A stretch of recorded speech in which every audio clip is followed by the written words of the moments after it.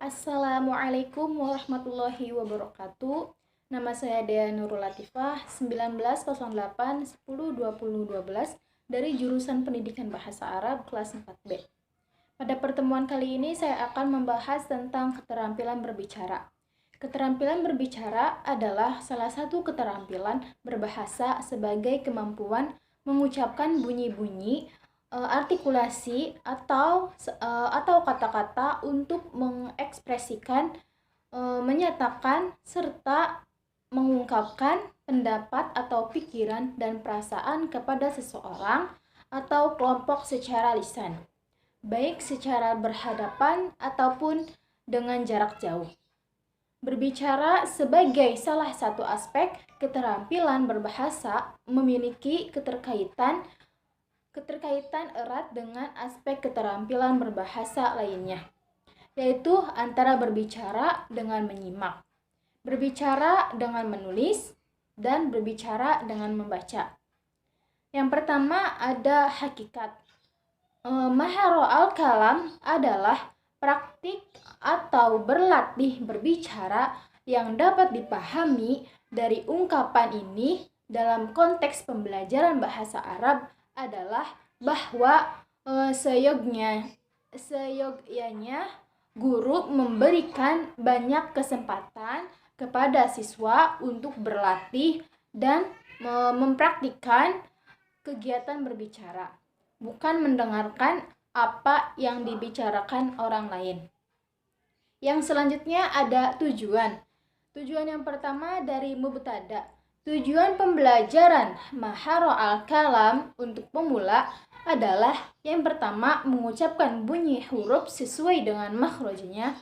Yang kedua membedakan bunyi huruf yang berdekatan makhrajnya. Yang ketiga membedakan bunyi huruf yang berharokat panjang dan pendek. Yang keempat mengucapkan kata yang bertanwin dengan artikulasi yang tepat, mengucapkan kata dengan aksen yang tepat. Yang keenam, merangkai kata dan kalimat dasar secara logis dan sistematis. Yang terakhir, melafalkan contoh dialog sederhana yang sudah disiapkan oleh guru. Tujuan yang selanjutnya ada mutawasih. Tujuan pembelajaran maharoh al-kalam untuk level menengah ini yang pertama ada menggunakan kosakata yang tepat dan menguasai idiom dan peristilahan.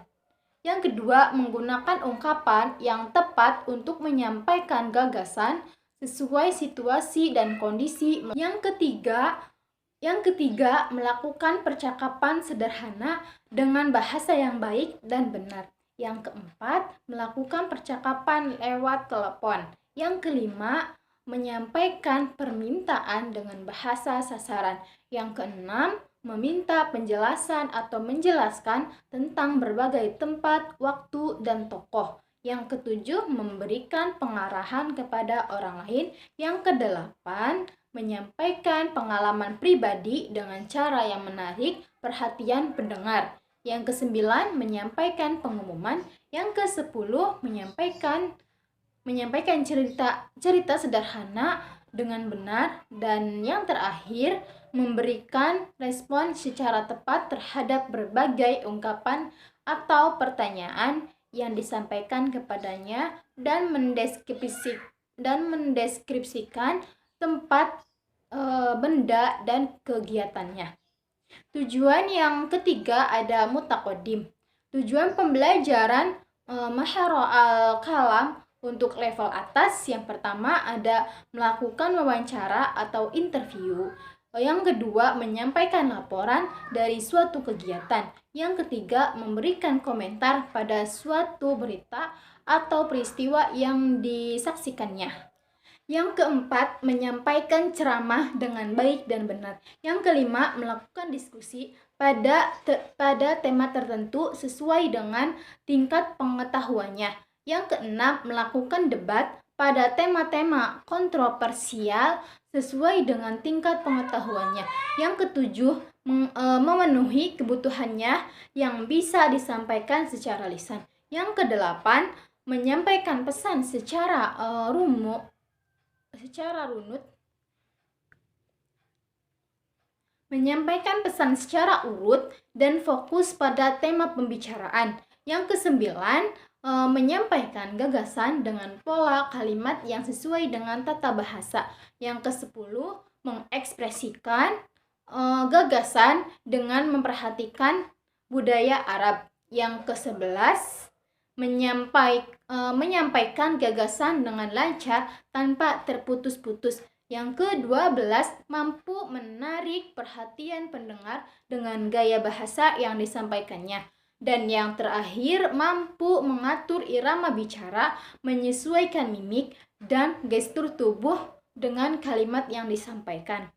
Yang selanjutnya ada materi atau bahan ajar.